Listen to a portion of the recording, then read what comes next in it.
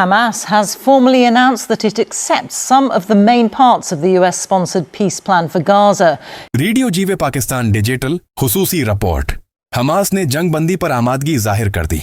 Hamas agrees to cease fire.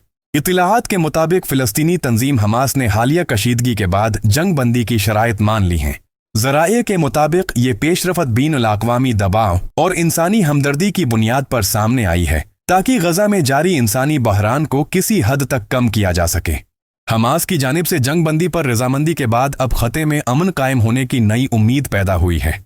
आलमी बरादरी और इंसानी हुकूक की तंजीमों ने इस फैसले को सराहा है और फौरी तौर पर इमदादी सरगर्मियों के आगाज पर जोर दिया है। सामिहीन व नाजरीन, खते में पायदार अमन के लिए सबकी मुश्तरका कोशिशें ज़रूरी हैं। हमें दुआ करनी चाहिए कि ये जंग बंदी देरपा साबित हो और बेगुनाह शहरियों के लिए सुकून और सलामती का जरिया बने। ये है रेडियो जीवे पाकिस्तान डिजिटल। ये थी आज की खुसूसी रिपोर्ट। मैं हूं आपका मेजबान तारिक हाशमी। दोस्तों, जुड़े रहिए रेडियो जीवे पाकिस्तान डिजिटल के साथ।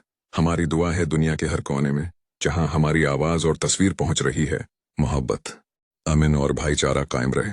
अपनी राय से जरूर आगाह कीजिएगा। अगली रिपोर्ट में फिर मुलाकात होगी। खुदा हाफिज। आपकी और हमारी पहचान FM जीवे पाकिस्तान।